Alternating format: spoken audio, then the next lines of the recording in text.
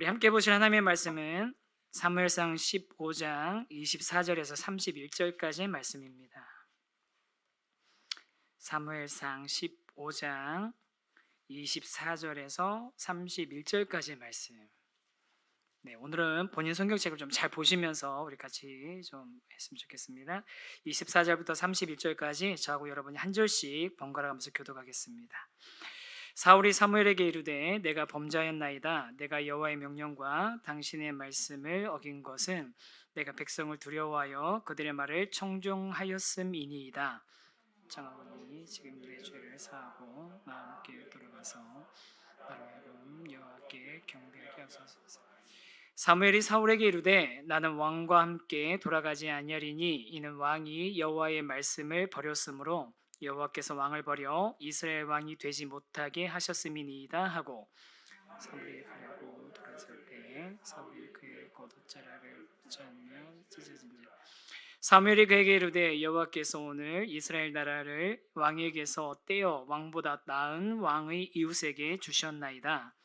이스라엘의 지존자는 거짓이나 변개함이 없으시니 그는 사람이 아니심으로 결코 변개하지 아니하십니다.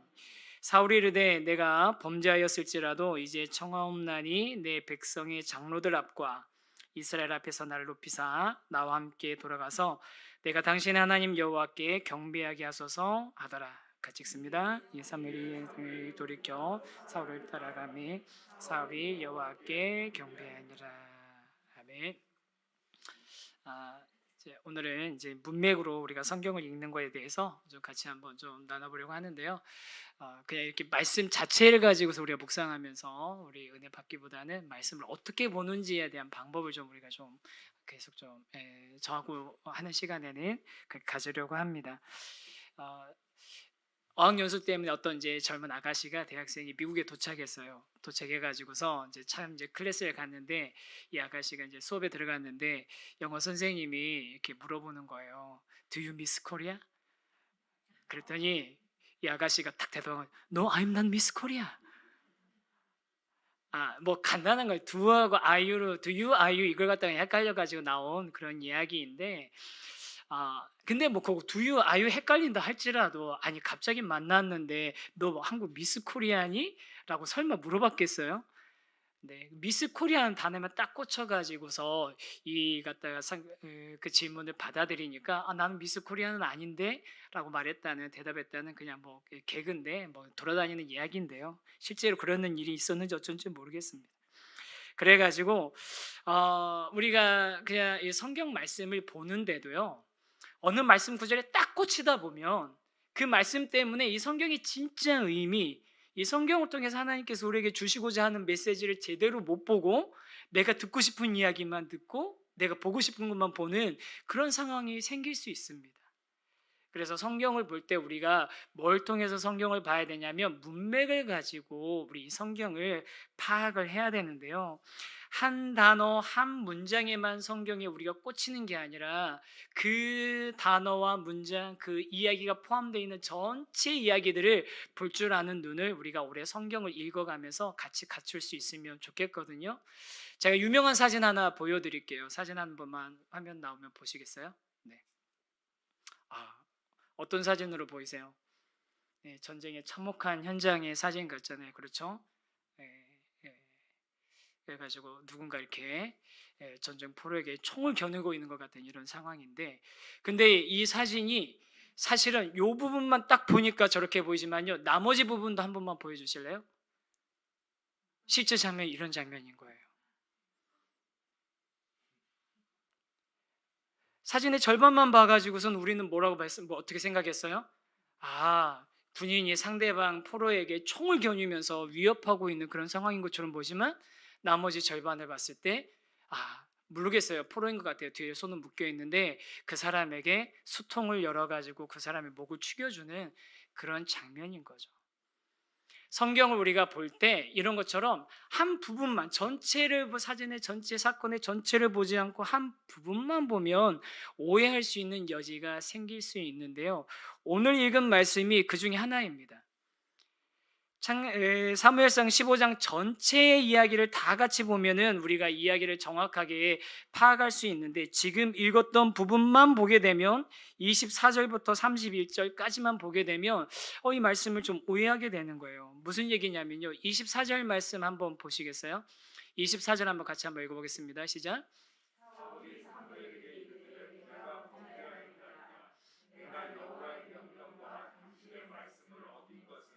내가 백성을 두려워하여 그들의 말을 청종하였음이니이다. 네, 빨간 글씨만 한번 주의 깊게 보세요. 사울이 사무엘에게 이르되 내가 범죄하였나이다. 내가 백성들 말 때문에 두려워서 하나님이 아니라 백성들의 말을 청종했습니다. 라고 하면서 마치 자신의 잘못을 뉘우치는 것처럼 보여요. 그렇죠? 그랬더니 31절에 뭐라고 나옵니까? 31절 오늘 읽었던 마지막 절이거든요. 한번 읽어보겠습니다. 시작.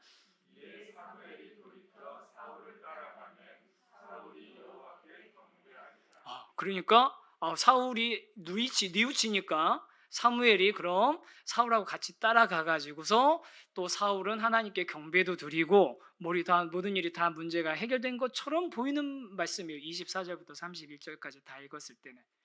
그런데 그럼 정말로 그런 내용인가? 문맥을 봐야 된다고 했잖아요. 그러면은 문맥을 살피는 중에서 보면서 성경을 읽는 것 중에는 뭐가 이제 가장 기본이냐면요, 이 말씀이 들어있는 사건을 그냥 다 같이 보는 거예요. 통째로. 우리가 24절부터 31절까지만 읽었지만 사실은 이 이야기가 어디부터 시작되냐면 15장 1절부터 시작이 되거든요. 먼저 그럼 무슨 일이 앞에서 있었느냐? 15장 한번 본인 성경 이 책 있는 분들은 한번 그냥 눈으로 따라와 보세요. 15장 1절에 보면 하나님께서 사무엘한테 가서 우리 저희 아말렉을 갖다 좀 심판하게 우리 사울한테 시켜라라고 하는 겁니다. 그랬더니 그 이야기를 들은 사울이 군대를 모집을 해요. 군대에 모집했더니 어떻게 됩니까? 사람들이 엄청 많이 몰려듭니다. 몇 명이나 몰려드냐면 20만 명 플러스 2만 명, 22만 명이나 군사가 몰려드는 거예요. 22만 명의 군사를 거느리고 가서 아말렉과 전쟁을 했더니 어떻게 됐을까요? 결과는 어떻게 됐을까요? 여러분이 알고 계시는 성경적 지식을 총동원해서 대답해 보세요. 둘 중에 하나잖아요. 이겼던지 지었던지 둘 중에 하나잖아요. 이겼을 것 같으세요? 지었을 것 같으세요? 이겼습니다. 당당하게 이겼습니다. 이겼는데, 그런데 중요한 건 뭐냐면요, 하나님께서 사무엘을 통해서 사울한테 이 아말렉과 전쟁할 때 하나님이 좀 잔인하지만 그 어린아이든지 어른이든지 모든 사람들 플러스 모든 살아있는 가축들은 다 죽이라고 명령을 하세요. 그렇게 다 죽이라고 명령하시는데 8절 한 번만 보실래요? 성경 저거는 화면에 안 넣었거든요. 8절 한번 보면, 자, 분명히 다 죽이라고 했는데 이스라엘 백성과 사울이 누구를 살려둡니까? 아말렉의 왕 아각을 살려둡니다. 그 다음 9절에는 아각뿐만 아니라 또 누구도 살려둡니까? 양과 소와 가장 좋은 것, 기름진 것과 어린 양과 모든 좋은 것들은 남기고 진멸하기를 즐겨하지 아니하고 가치 없고 하찮은 것들만 진멸했다라고 되어 있습니다. 하나님의 명령이 분명했고 그 명령에 따라서 전쟁을 해서 승리를 했습니다. 그런데 승리를 했는데 거기서 뭔가 문제가 생긴 거예요. 오류가 생긴 거예요. 모두 다 죽이라고 했는데 아말렉의 왕 아각을 살려뒀습니다. 모든 짐승 죽이려고 했는데 그 중에서 살찌고 좋은 짐승들은, 보기 좋은 짐승들은 다 살려뒀습니다. 그래가지고 이제 하나님께서 사무엘에게 이것에 대해서 이제 실망하셔서 사울에게 이제 보내가지고 사무엘을 보내서 사울을 이제 책망하시잖아요. 책망하러 딱 가서 이제 만났는데 사울 왕이 사무엘을 만났을 때 사울의 태도는 어땠을 것 같으세요? 도둑이 제발 저리는 모습이었을까, 아니면 당당한 모습이었을까요? 당당한 모습이에요. 엄청 당당하게, 평안하냐고, 내가 여호와의 명령을 다 지켜서 행했다고, 내가 다 행했다라고 13절에 나옵니다. 13절, 내가 여호와의 명령을 행하였나이다. 여호와의 명령을 행하였나이다. 아니 근데 이 모든 걸 다 이제 사무엘이 알고 온 거잖아요. 그래서 사무엘이 사울을 책망을 하자 15절에 뭐라고 얘기합니까? 그것은 무리가 아말렉 사람에게서 끌어온 것이고 하나님께 제사하기 위해서 남긴 것이다라고 변명을 합니다. 그러니까 지금 보세요. 사울이 사무엘에게 대답하는 것을 보면 사울은 지금 이 상황이 뭐가 잘못됐는지 인지하고 있는 거예요? 못하고 있는 거예요? 전혀 못하고 있는 거예요. 분명하게 하나님 말씀을 다 어긴 것은 여기 어긴 부분들이 있는데도 불구하고 사울은 지금 자기가 뭐가 잘못됐는지 몰라요. 왜 뭐가 잘못됐는지 모르냐면요. 사울 왕이 지금 하나님의 말씀을 순종하는 데 집중되어 있는 게 아니라 뭐에 집중이 되어 있냐면 승리하고 자기가 이기고 유명해지고 22만 명이 되는 이스라엘의 큰 군대들을 데리고 이 사람들 때문에 안에서 자기가 높아지고 유명해지고 인정받고 있는 이 상황에 취해 있는 거예요. 모든 게 다 계획대로 됐어요. 하나님이 시킨 대로 전쟁 나갔고 전쟁에서 이겼고 나는 승리했고 그 당시에 그 팔레스타인에 있는 작은 여러 나라들이 전쟁하는 것처럼 전쟁하고 나면 적의 대장을 잡아가지고서 이렇게 우리 약간 전리품처럼 막 승리하는 것을 갖다 보여주고 협상하고 하는 그런 우위권까지 딱 취하게 되는 그런 상황에 딱 놓이게 되니까 사울이 이 상황이 너무 마음에 드는 거예요. 하나님의 명령하고 상관없이. 그런데 사울이 이런 태도를 가지고 있으면서 사무엘이 책망하니까 뭐가 문제냐고, 우리 백성들이 좋은 거 취해서 왔고 하나님께 제사 드리기 위해서 하는 게 이게 뭐가 문제냐고 막 항변을 하는데, 그런데 사울의 태도가 싹 바뀌는 지점이 있습니다. 몇 절에서 사울의 태도가 바뀌나요? 한번 찾아보시겠어요? 몇 절을 기점으로 해서 딱 사울의 태도가 바뀌어요? 23절입니다. 23절에 사울이 뭐라고 얘기하냐면요, 화면에도 나오는데요, 화면에 있는 것만 한번 읽어보시겠어요? 시작.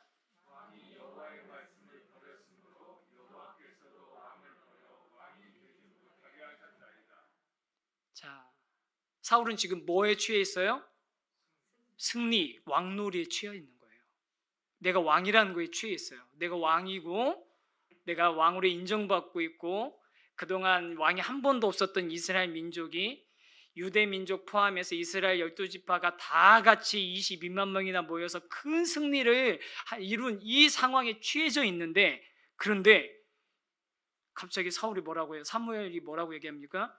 네가 이제는 네가 하나님의 말씀을 버렸기 때문에 하나님께서도 왕을 버려서 왕이 되지 못하게 할 거다. 네가 왕이 못되게, 너는 이제 더 이상 왕이 아니다라고 얘기하니까 정신이 바짝 난 거죠. 뭐에 정신이 바짝 난 겁니까? 내가 하나님 말씀을 불순종했구나라는 데 정신이 바짝 난 게 아니라 이러면 안 되는데, 이건 내가 기대했던, 내가 원했던 상황이 아닌데 라고 하면서 지금 우리가 읽었던 24절 말씀이 되는 겁니다. 그러니까 사울 왕이 지금 24절에서 말하는 게 뭐예요? 24절에서 우리가 읽었던 말씀, 내가 범죄하였나이다 라고 얘기하면서 약간 뒤우치는 것처럼 보이는 것은, 진짜로 사울 왕이 하나님의 말씀을 순종하지 않은 것에 대한 뉘우침이 아니라, 지금 내가 왕으로서 왕놀이하면서 내가 왕으로 인정받고 있는 이 상황이 깨지지 않도록 하기 위한 나름의 방법인 거였죠. 그래서 우리 사울 왕이 그래가지고 사무엘을 갖다 설득하는 거 아닙니까? 그러지 마시라고. 어떻게까지 설득합니까? 가가지고 그 옷을 막 잡아가지고서, 우리식으로 하면 바지까지 잡아가지고 막 바지가 찢어지고 막 벗겨질 정도로 그렇게 매달려가지고 그러지 마시라고. 나랑 같이 가서 나와 내 백성들과 백성들의 장로들 앞에서 나를 높여주셔야 된다고. 왜요? 사울 왕의 왕놀이, 인정받는, 칭찬받는 왕놀이의 활용 점정은 뭡니까? 이스라엘 민족은 하나님이 다스리는 그런 민족이기 때문에, 하나님 믿는 신앙이 있기 때문에 이 전쟁에서 이겼지만 활용 점정은 하나님이 인정하신 선지자, 하나님의 선지자, 기름 부어서 세운 선지자가 나를 백성들 앞으로 데려가 가지고 사울 왕이 하나님의 명령대로 순종했고 하나님이 사울 왕에게 승리 주셨다라고 이렇게 한번 높여주는 게, 그게 사울에게는 최고의 지금 클라이막스인 거예요. 이 모든 상황에서 클라이막스인데 이게 깨질 것 같으니까 그러지 마시라고, 나를 데리고 가서 내가 잘못했으니까 나랑 같이 가서 나와 함께 같이 예배드리고 나를 백성들 앞에서 높여줘라 라고 얘기하는 거죠. 그러니까 사울 왕에게 있어서 진짜로 신은 하나님이 아니라 뭐냐면요, 명예였던 거예요. 칭찬이었던 거예요. 그래서 24절과 같은 말을 한 겁니다. 사울이 회개한 게 아니죠. 뉘우친 게 아닌 거죠. 그러면 아니 사울은 그럼 그렇다고 쳐요. 그러면 왜 사무엘은 왜 따라간 거예요? 31절 말씀에 사무엘이 돌이켜 사울을 따라갔다라고 되어 있는 거. 사울은 도대체 왜 따라간 겁니까? 우리가 지금 이 구절의 앞부분을 봤잖아요. 그러면 뒤에 도대체 사무엘은 그럼 왜 따라갔는지는 어디를 보면 나오겠어요? 당연히 뒷부분을 보면 나오겠죠. 사울이 따라가서 뭐 했는지 보면 나오잖아요. 사무엘이 따라가서 뭐 합니까? 32절 말씀에 보니까 32절 말씀 한번 여기 화면에 나오는 거 한번 같이 읽어보겠습니다. 시작. 너희는 아말렉 사람의 왕 아각을 내게로 끌어오라. 네, 아각을 사로잡고 아각을 사로잡은 것 때문에 지금 막 이제 적장을 잡았으니까, 거기다 왕을 잡았으니까 엄청 사기가 올라있는데 아각을 내게 끌어오라. 그러니까 아각은 어떻게 생각했냐면, 내가 이제 이스라엘의 지도자들 앞에 가가지고 이제 협상을 하고 내가 풀려나겠지 생각하는 마음에 즐겁게 나갔어요. 그랬는데 어떻게 합니까? 33절에 결국은 있는 것만, 화면에 나온 것만 읽어보겠습니다. 시작. 여호와 앞에서 아각을 찍어 쪼개니라. 아각을 쪼갰다. 죽여버립니다. 그럼 여기 나왔네요. 사무엘이 사울을 따라간 것은 사울이 회개한 걸 보고 사울에게 동조해주고 사울을 세워주기 위해서 간 게 아니라 뭘 하러 간 겁니까? 하나님께서 내린 명령인데 그것을 사울이 수행하지 않았기 때문에 그 수행되지 않은 하나님의 명령을 완수하기 위해서 간 겁니다. 아각을 죽이러 간 거죠. 그리고 나서 이후에 사무엘은 어떻게 합니까? 바로 그냥 그 자리를 떠나서 라마로 돌아갑니다. 돌아가고 나서 그 이후로는 다시는 사울왕을 만나지 않습니다.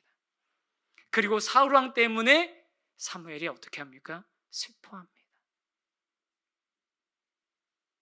여러분 이해가 되셨죠? 우리가 아까 24절부터 31절까지 말씀을 딱 봤을 때는 이 말씀만 봐가지고서 사울왕이 실수해가지고 자기가 돌이켰고 그 돌이킨 것에 대해서 사무엘이 지적을 하니까 그것을 받아들여서 또 그 받아들인 사울의 모습을 보면서 사무엘이 그럼 같이 사울과 같이 가가지고서 이 문제가 평화롭게 해결된 것 같았는데 알고 보니까 그게 아니라 사울은 자신의 생각과 그림대로 하나님의 명령을 어기며 가고 있었고, 그것을 통해 그런 상황 가운데 사무엘은 사울을 버리고 하나님께서 명령하신 마지막 명령, 그 명령대로 아각을 죽이고 사울을 떠나는 것이 이 이야기의 전체 내용인 겁니다.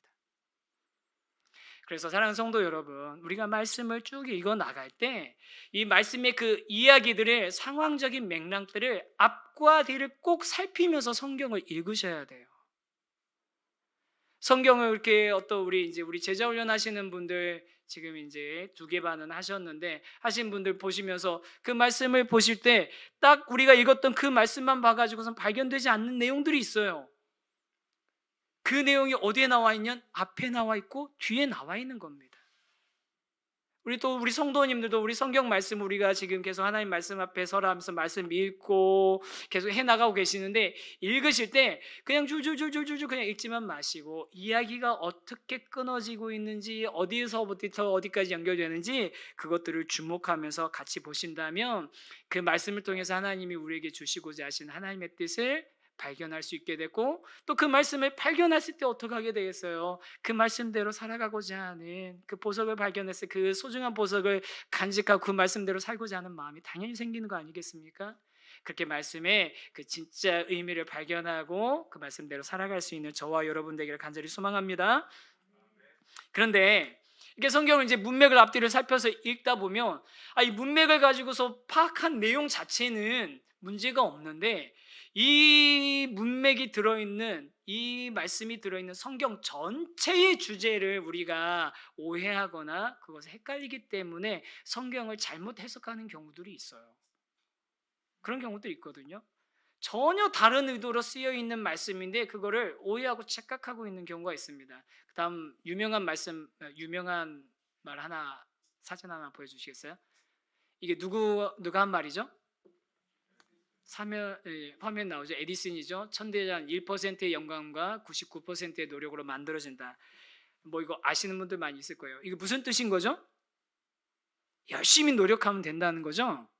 99%의 노력으로 천재가 만들어지는 거니까. 그거 맞아요? 아니에요. 우리 대부분 다 그렇게 생각하고 있는데 그거 아니에요. 왜 아닌 줄 아세요? 어떤 기자가 가서 물어본 거예요. 에디슨한테. 아니 당신은 어쩌게 이렇게 좋은 업적들을 만들어냈냐? 그랬더니 에디슨이 뭐라고 하냐면 99%가 노력이라는 거예요. 그래서 많은 사람들이 노력을 해요. 하지만 나는 그들이 가지고 있지 않은 1%의 영감이 있습니다 라고 얘기했다는 거예요. 1%의 영감이 필요하다고. 우리가 이해하는 거예요. 완전히 정반대인 거예요. 1%의 영감이 없으면 99%가 노력이 있어도 안 되는 게 발명이라는 거예요. 그런데 우리는 마치 영감은 1%만 있으면 되고 나머지 99% 노력만 하면 돼 하면서 우리 자녀들한테 야 천재는 1%의 영감과 99%의 노력인데 노력해야지 하면서 하는 거 아닙니까? 그렇게 우리가 오해를 할 수 있어요. 그림 하나 또 보여드리고 싶은데요. 자, 이 그림 뭘로 보이세요? 네, 저렇게 보이시죠? 네, 무인도에 있는 사람이 저기 이제 배를 발견했으나 보트다 하고 소리쳤거든요. 그런데 반대편에서는 어떤 일이 일어나는 줄 아세요? 랜드 땅이다.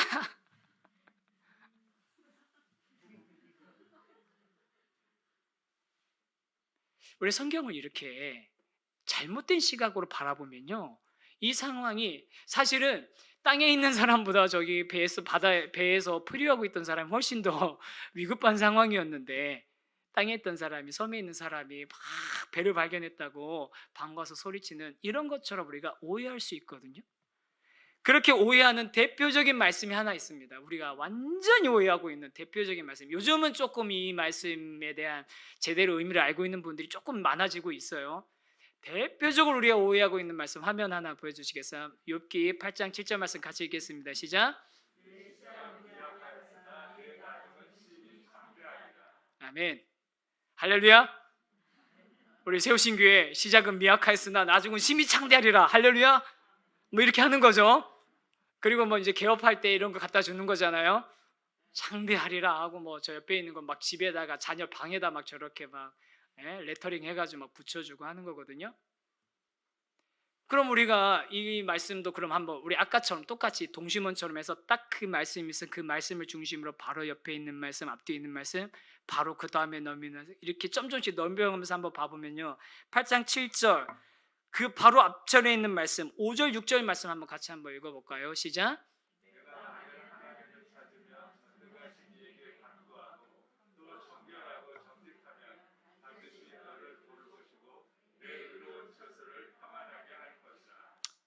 아멘. 할렐루야. 이제 눈치가 있으셔가지고 괜히 이렇게 아멘하면은 좀 약간 그러신 것 같은데. 이 말씀 한번 보세요. 여기서 혹시 뭐 문제되는 게 있나요? 내가 만약 하나님을 찾으며 전능하신 이에게 간구하고 또 청결하고 정직하면 반드시 너를 돌보시고 내 의로운 처소를 평안하게 할 것이다. 뭐 문제되는 말씀 있습니까? 여기까지는 없는 것 같은데. 그런데 하나 이제 좀 이렇게 좀 약간 좀 이렇게 가면 이상하네. 우리가 믿는 하나님이 꼭 우리가 뭘 하면 그거에 대해서 뭔가 베풀어 주신 분인가? 우리가 뭔가를 좋은 일을 하면 거기에 대한 대가를 주시는 분이신가? 딱 이제 5절, 6절의 구절은 그거잖아요. 그런 구도잖아요. 네가 이렇게 하면 네가 하나님께서 너를 이렇게 해주실 것이다. 너한테 좋은 거 해주실 거다라는 건데 5절 6절까지는 그래도 큰 문제가 없어요. 그럼 조금만 더 넓혀보죠. 조금만 더 넓혀서 4절만 한번 보겠습니다. 4절 같이 한번 읽어보겠습니다. 시작.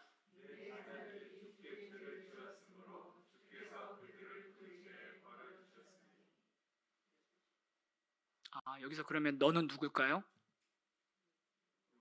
욥입니다. 욥한테 무슨 일이 일어나는지 아시죠? 아시잖아요? 그 자녀들이 한날 한시에 같은 집에 있다가 광풍이 불어가지고 집이 무너져서 한 번에 자녀들이 다 죽었거든요. 그런데 그 죽음에 대해서 뭐라고 합니까? 4절에 내 자녀들이 주께 죄를 지었으므로 주께서 그들을 그 죄에 버려두셨다.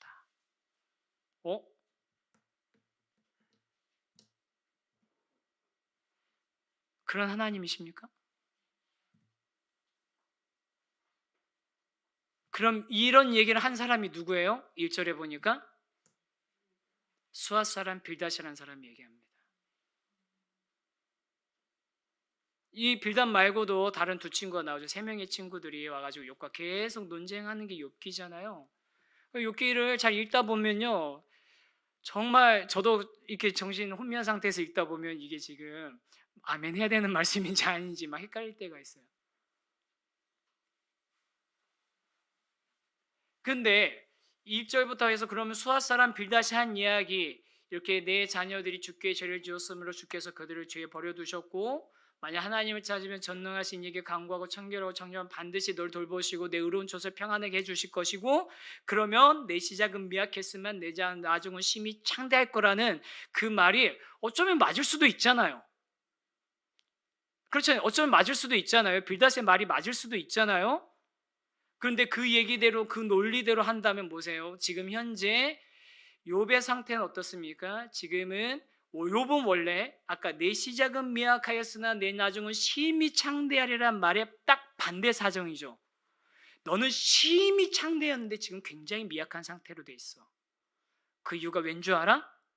네가 하나님한테 죄를 지었기 때문이고 네 자녀들이 죽은 이유도 네가 그 자녀들이 죄가 있기 때문이야 라고 얘기하는 거죠. 그럼 여러분 저걸 갖다가 우리 개업하는 집에다 갖다 와서 축복을 한다면서 갖다 주는 거는요 사실은 축복이 아니라 어쩌면 엄청난 저주가 될 수 있어요. 왠 줄 아세요? 너 미약하지? 너 지금 장사 안 되는지 왠 줄 알아? 네가 하나님한테 잘못한 게 있어서 그래. 너 하나님한테 벌 받는 거야. 너 장사 안 되는 거. 정말 그러면 하나님이 그런 하나님이십니까? 이 구절만 가지고 우리가 아직은 판단할 수 없어요. 그런데 성경 욥기 전체가 다 마무리되는 42장에 가면 하나님께서 그럼 수앗 사람 빌닷이 맞는 거냐 아니면 욥이 맞는 거냐에 대해서 판가름을 해주십니다. 42장 7절 말씀입니다. 한번 같이 한번 읽어보겠습니다. 시작.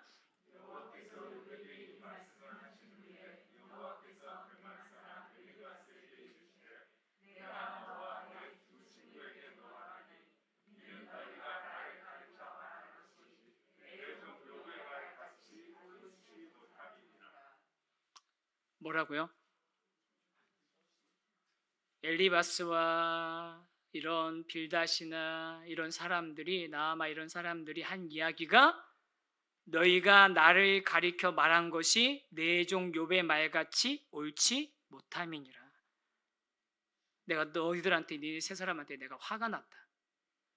그런 엉터리 같은 얘기가 어딨냐. 나는 그런 하나님이 아닌데.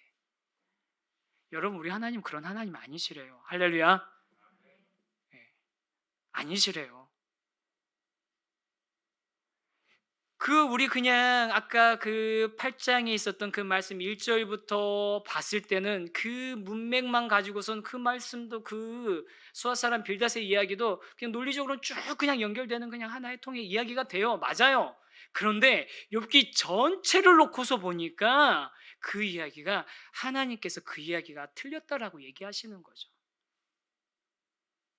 그래서 우리가 성경을 읽을 때 신앙생활을 할 때 이 말씀 한 구절의 의미도 우리가 한 단어 한 구절에서도 우리가 은혜를 받지만 그 한 단어 한 구절을 둘러싸고 있는 온전한 하나의 그 이야기를 우리가 파악하면서 말씀을 읽고 또 이제 물론 장르는 다양하기 때문에 다 똑같지는 않아요.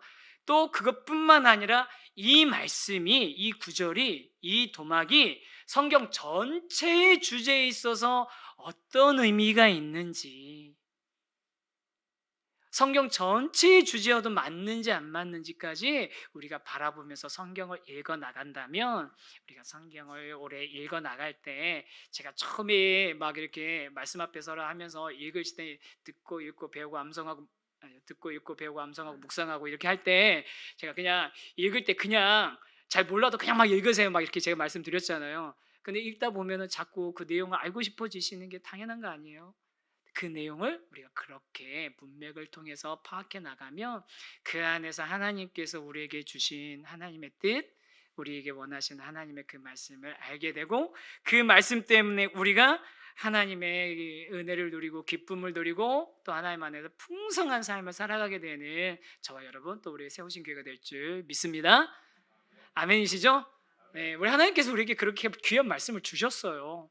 이 말씀이 어떤 특정한 몇 사람한테만 깨달을 수 있도록 하나님이 꽁꽁 감춰놓은 비밀이 아니라 그냥 바로 저와 여러분에게 다 주셨다고요. 그냥 저랑 같이 이렇게 이야기 나누면서 하나씩 파악해 보니까 그 의미가 다 드러나잖아요. 하나씩 그냥 읽으면서 그냥 파악해 보니까 또 의미가 드러나잖아요. 그렇게 우리에게 주셨으니까 말씀 어렵다는 생각하지 마시고 우리 읽어 나가시고 그 말씀을 통해서 하나님의 큰 기쁨을 누려나가는 저와 여러분 우리 모두가 되기를 소망합니다.